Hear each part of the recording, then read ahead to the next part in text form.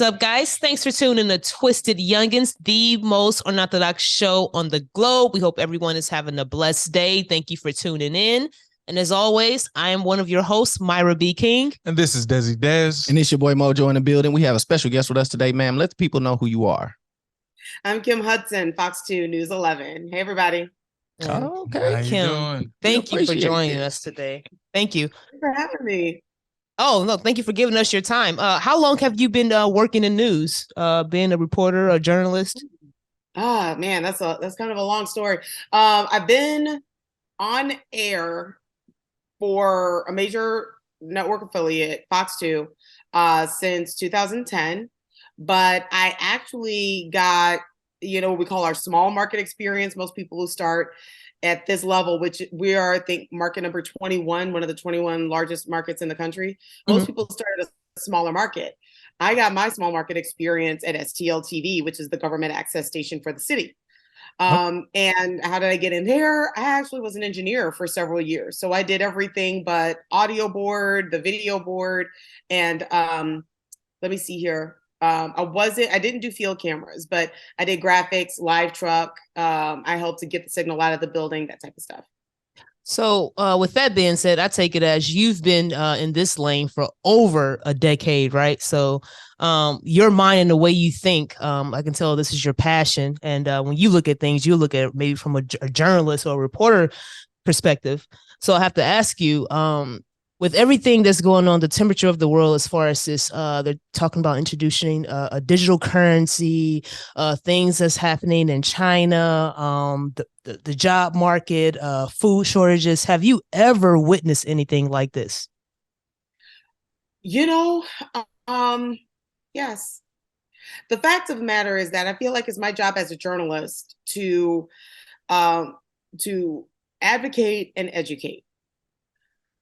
The thing is that I feel like the only thing that's different now is I feel like viewers and news consumers are now holding journalists accountable for the tone that they use when they start to report on things.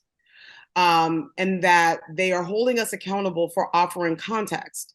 The fact of the matter is that wars have been happening all over the world, for centuries. The question is, which wars get our attention? Right now, we are hearing talks about a possible recession, about inflation rising. These things have happened before. But I'll give you a good example. Of course, digital currency I haven't seen before, of course, because that's a relatively new invention. However, I will tell you this. One thing that I kept seeing in a lot of our so-called wire copy back in the day, a lot of the networks sent down stories that they wanted all of their stations to cover, and it came down off of things that's called wire. It used to be like Telegram. Things were literally transmitted through wires.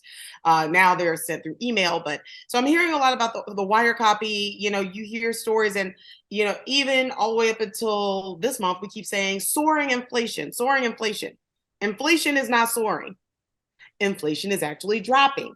So it was my job to explain what inflation is. Inflation is the rate at which prices are rising. It's almost like looking at the speedometer on your car. You might be going 30 miles an hour, but the second you go up to 35, you've accelerated. It's gone up. And the rate has gone up. However, if we look at inflation, prices rose at a rate of 8.2% in August.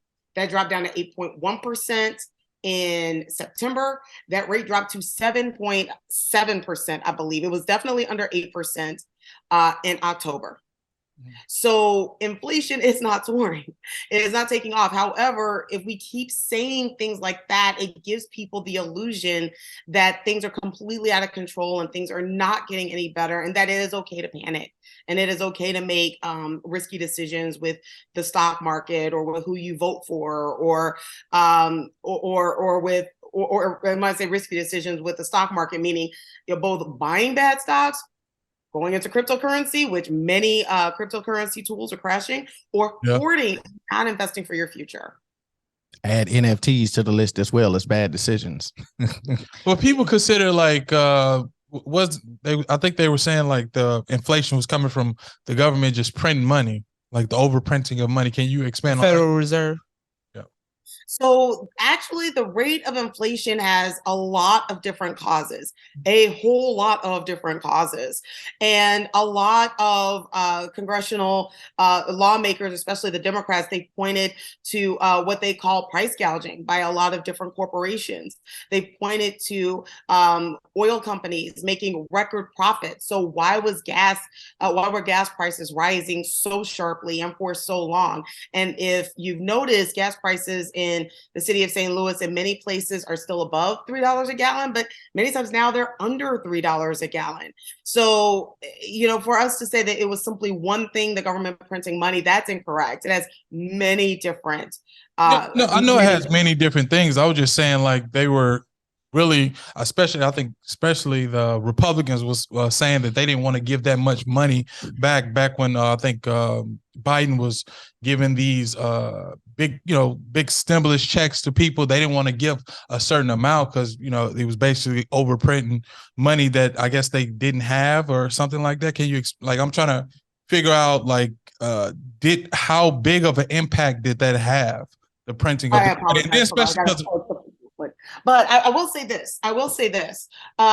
It's hold on one second, trying not to let my phone die here. Good. Okay. So it is true that many congressional Republicans came out and argued against more stimulus checks being issued after the start of the COVID pandemic. And it is true that many of them did cite that this could trigger inflation. And to a small extent, that has been true. The the Congressional Budget Office has agreed that has influenced and triggered some inflation, but that is not the only thing that has contributed to the large rates that we have seen. And I'm just saying that, it's my job as a journalist to, educate and to say that this is a multifaceted problem. Oh yeah, of course, 100%. So, question for you. So, being in the space that you're in, and obviously being a journalist and being in the public eye as much as you are, and then obviously living your own personal life, have you ever seen anything that you felt personally like, hey, this is something that should be covered that the station's just not interested in? I feel like we are now, as an industry, starting to turn the corner on Black and missing. Mm-hmm. And when I first got into the business, our station, as well as many other stations, and I have to say, I too, unfortunately, held this very unfortunate, I'm just going to go ahead and call it a prejudice, about teenagers running away from home. And I came into the business, I started covering news in 2010. That was before there was widespread understanding of the dynamics of human trafficking and grooming. And so I'm also a member of the National Association of Black Journalists. Mm. It's an amazing organization. And this past summer, they had two women on two women hold a panel about the phenomenon of Black and missing. And they actually run that organization as well, where they try to highlight Black people who are missing. And they talked about, there was a young lady who was a member. She was a student, and she said that she survived a human trafficking incident. She went to a party with friends.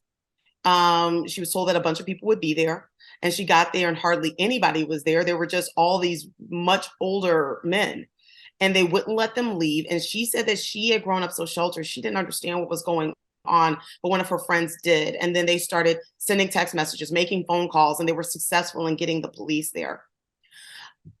She said, what would have happened if I disappeared? What would the press have said about me?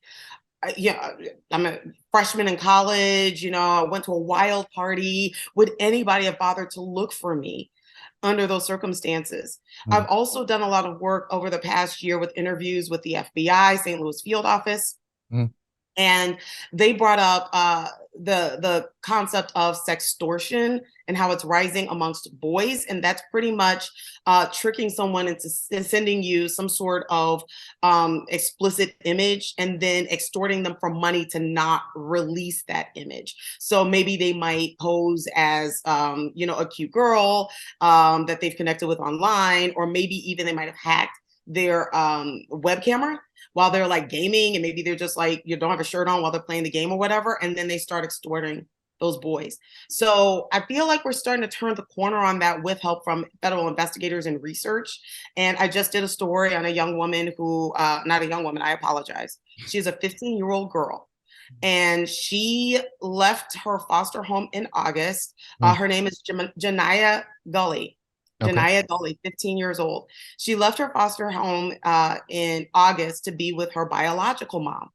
Well, within the last 3 weeks, her biological mom has been incarcerated, and the rest of the family has lost all contact with Janiyah Gully. Wow. And I was drilling down on questions like, you know, what about the possibility that Black teenage girls are looked at as fast? That, oh, she's just a runaway. She's just a runaway. Right. And this family is terrified of the possibility of human trafficking. And the FBI put out a report 2 days before Janiyah left her foster home saying that they had helped recover 87 young people. The average age was Janiyah's exact age at the time, 15 and a half, and that many had been sex trafficked. So I feel like that is something that thankfully is starting to get a lot more coverage, both at Fox 2 as well as other stations. For sure. Absolutely. Do you feel like as a Black reporter that there's a lot of responsibility or stress put on you to report certain news? So for example, like I don't know your background or anything, but a lot of times as Black people, we look for a representation of like how we've grown up and for the things that's been promoted and advertised for us. For example, like on the news, we see just like on the news, it's like, okay, you see Black people getting killed all the time. It's like, dang, do anything else ever happen? Is it just only Black people getting killed? Is it just Black reporters reporting on certain news of people winning a prize? You see what happens with the Black reporters even at these award shows, they get pushed to the back. So I guess long story short is because I was speaking with someone and they're in the journalist field, and one of the reasons why they chose to go into it because they're like, okay, I want to report on things that a lot of people don't hear about that affects us. But then they get into it and they realize, okay, it is a job, not because a job comes with it, but you don't have as much freedom as the things that you feel is important to you as according to like what they feel like should be promoted. So like, is there a responsibility put on you for, you know, like what people, I don't know, like what people feel you probably should be doing versus what like you have to do? You know what? One of the things I cannot stand is when I work early morning, okay? So I just got moved to a shift where I get to wake up at the late hour of 4 a.m. or be at work at the late hour of 4 a.m. So a lot of stories that are covered, I'm asleep. So why am I having an answer for this? You know, when I'm trying to get my hair cut, why do I have to answer for this when I'm just trying to get my brows done? Like, I don't even know what story you're talking about. So to say that I'm feeling that responsibility, it can come out of absolutely nowhere. You know, my favorite question is, why was this story covered like whoop de whoop? I don't know. I wasn't there. And by the way, yeah, there's some aspects of that story I would have covered the exact same. Why? Because there are certain ways to make sure that you're getting across a complete idea and a complete story within a minute, 30 seconds, which is the ideal length of a package. But I do still feel that, so in other words, what I have learned to do is, number one, know my stuff, know my stories, know what in the world I'm talking about so that I can at least push back if necessary. You know, I have an open door policy with my news director to let her know, like, hey, you know, this is how people are perceiving this story in the community. And that's given rise to her attending NABJ conventions in the past, her having webinars on everything on how words matter, the type of terminology that we use, how we use video to report on some of these protests that we see out here. Stop calling protesters looters. We don't know who that is that broke into that 7-Eleven. So, so I have that open door policy. I am very blessed and very lucky to have that, because I know that is not the experience of everyone at every news station. Do you think that, like, okay, when certain news stories are promoted, like when they mistaken the wrong rapper for another rapper, when I'm listening to you and it seems like thorough research goes into this, like it has to look like it has to get approved, like when they say, oh, this rapper passed away and they say it's another rapper, or they put certain words out there, I feel like just to get a response for maybe clickbait or people to tune in to that. Is that true? Like, I will go ahead and say that's mostly a myth. We do use certain terminology. We do have to write certain teases to get eyeballs. But in terms of sensationalism, the vast majority of news stations try to stay away from sensationalism because we're tired of the emails. We're tired of getting called out. Right. We had protests in front of Fox2 before. Like, our goal is, and also something else is that we don't want to scare people. We don't want to cause a panic, because a lot of times causing that panic can cost lives. It can. So I'll give you another example, which we didn't have an opportunity to tease, of course, with the school shooting at Central Visual and Performing Arts.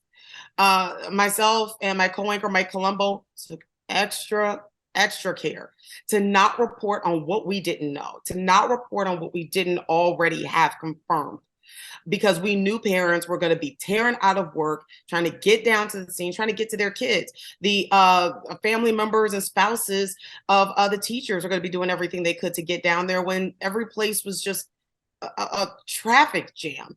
So our goal, and also these are tenets that are put forth by the Radio, Television, Digital News Association, which a lot of journalists are members of.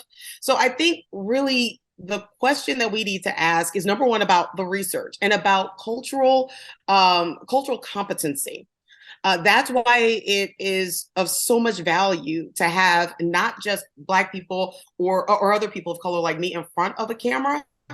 I feel like news viewers also need to start asking, who is behind the camera? Who are your producers? Who are your assignment desk managers? Right. Who are your newsroom managers who are making decisions on what's going to be covered, what's not going to be covered? We also need to start talking about laws that allow for consolidation of news organizations, because that also starts to get rid of positions and extra eyes that are on copy that would be able to find out, is this really truly how you spell this rapper's name? Is this the rapper that actually died? Right. I mean, I can't tell you how many times the media killed Patti LaBelle. Oh yeah. A lot, so it's like it's all about really that cultural appropriation. But one thing a lot of news viewers and on our station, again, because of the emails, because our viewers held us accountable, we do have a very diverse newsroom. But that is not the case in every market. And a lot of news consumers, I just encourage them to start looking at that, asking about that, sending emails about that. If you see something crazy on air, be like, don't blame the anchor, because a lot of times the anchor is a sitting duck. They're stuck on that desk and they only have access to the email or whatever that's on their phone. I would like to see people ask, who's the assignment desk editor? Who's the news director? Who's the executive producer? Right. Because then that's when you're going to start affecting change to help make sure that some of these news stories are more accurate. How can we get St. Louis crime down? Like, what is going on to make it so, every day I'm hearing in North St. Louis, someone dies. So, like how like if you was to get down to what is the root problem in that area, like what is it? So I feel like I have to address two issues here. I am a St. Louis native. I'll be brutally honest. I'm 47 and a half years old. Okay. And I have been born and raised in this area. I can tell you from an anecdotal standpoint, just the things that I've observed, but also statistically, crime actually is not as bad now as it was in the 90s. Okay. I remember not being able to sleep at a friend's house when I was in college because it was too quiet. She lived in the county. I did not have those gunshots to help me go to sleep. That is not the case these days. However, one thing that is the case is the lack of educational opportunity, that leads to a lack of vocational opportunity, and that leads to lack of access to things like mental health care. That leads to lack of access to things like childcare. And also, if you don't have a robust public education system, that means that you don't have the funding for things like after school activities, sports, other adults who can help keep an eye on your kids to make sure that they don't fall in with the wrong crowd, that they don't make really bad mistakes. It does take a community to raise a child. It does take the whole neighborhood. And we just are missing that because parents are literally just trying to survive. Now, is that due to, well, a lot of people will say that's due to the lack of money that the city has, but I would argue that that's that's kind of agropole, where we're building $1 billion soccer stadium out there on the same streets where we've got parking lots full of homeless people just sleeping, no place to go. The landings full of them everywhere. When you go throughout St. Louis, they're everywhere. Like, there's homeless people everywhere. There's homeless veterans. There's homeless mothers with children. Obviously, with the weather changes and things like that, it gets extremely cold during the winter and extremely hot during the summertime. And I believe how many, I think you guys got like 6 shelters altogether down in St. Louis or something like that. Like, it's not a big number. So I'm wondering, is there anything that we could do, or far as politically wise, is there anything that we can do to try to vote or try to get some things passed where we can get some help for these people? So it's very interesting that you brought that up. I just did a story on the both the winter crisis combined with the crisis that our unhoused neighbors face. And there are lots of groups here who are holding city officials accountable for the lack of resources and services that are available. Again, I feel like it's not just coming down to voting. It's going to be coming down to voters holding those that they elected responsible for making sure that that money actually gets to these service providers, and making sure that that money actually gets dispersed. In terms of voting, I mean, of course, vote for candidates that actually support these policies that would help the unhoused, that would actually help to fund public education. And also to fund other social safety net programs like, Medicare, Medicaid. These services provide mental health services as well. So yeah, it's going to come down to voting, but I feel like we can't just stop there. We actually have to start writing those letters, it's never been easier. Write those emails, write those letters. A lot of, politicians, they have form letters on their website. We need to use those and share those in order to make sure that the people who we send to, City Hall, Jeff City, Washington, D.C., whoever are actually doing what we sent them there to do.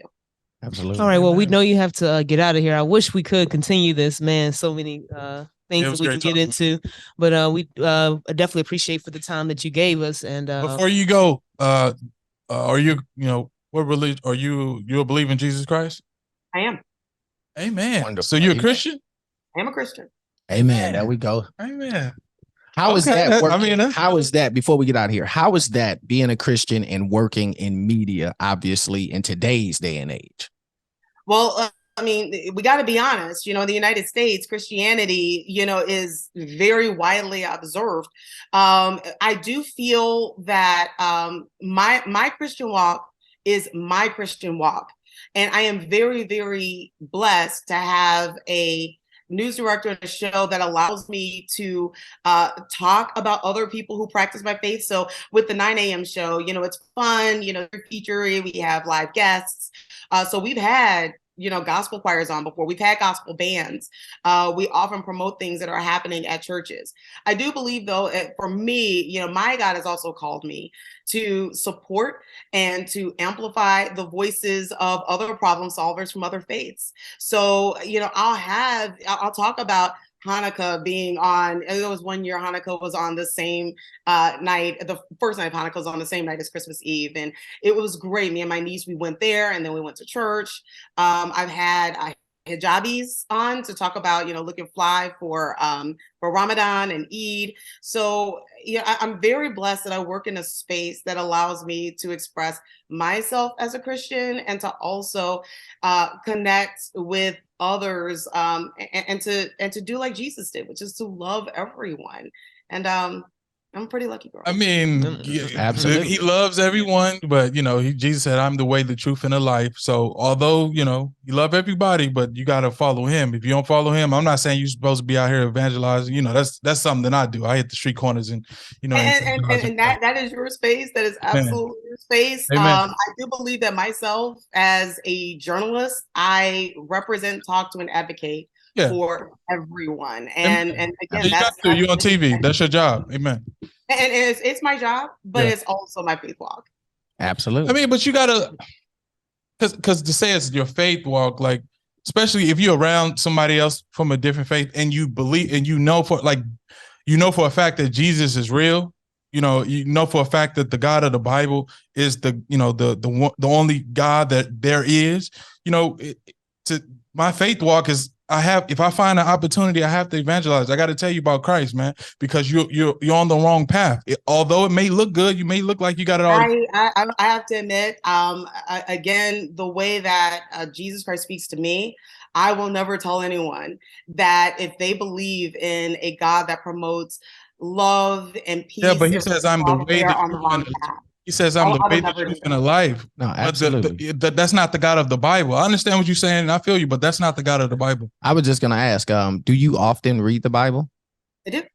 How often you read it? I read it at least once a week. I've got a lot going on, but I make sure that I set time every day to pray and to journal. But once a week, that is the day that that is just me and the Bible. I have to admit, right now I'm stuck in the book of Exodus, but Amen. It's a lot in. So I have to answer the question. No, go ahead, man. Who are we in the Bible? Who are we in the Bible? Yeah. I'm not clear about your question. Like, who are we? Like, reading the Bible, that's like history, right? That's God, giving the story of how we became who we are, like how everybody, came on this earth. He's giving the story. So who are we in the Bible? Have you did research in that area? Again, I'm not quite clear on your question, but then again, I also have a science background. So while I realize that creationism is a thing, I also know that, biologically we came to be through the smashing together of and evolution. I do believe in evolutionary. Okay. So got it. No, yeah. So listen, we appreciate you giving us your time today. Is there anything that you have going moving forward that we should be looking out for? Anything that the station is going to be doing out in the streets of St. Louis or anything like that we could actively try to get involved in, or anything that the people should be on the lookout for? Yeah, sure. Just follow fox2now.com. We will restart the 9 a.m. show on Wednesday, December 7th. We've been down because of FIFA World Cup soccer, but we have an amazing St. Louis-based Black-owned designer called Unknown Union. They have since expanded into LA, but they're going to come back home, show us what they're working with. Also, we have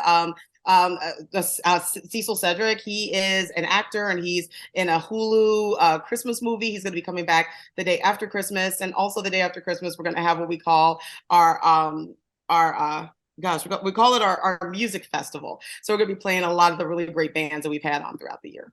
All right, well, you have a great night, and we definitely appreciate you. And stay in touch. We got to do a part 2 for sure. God bless you.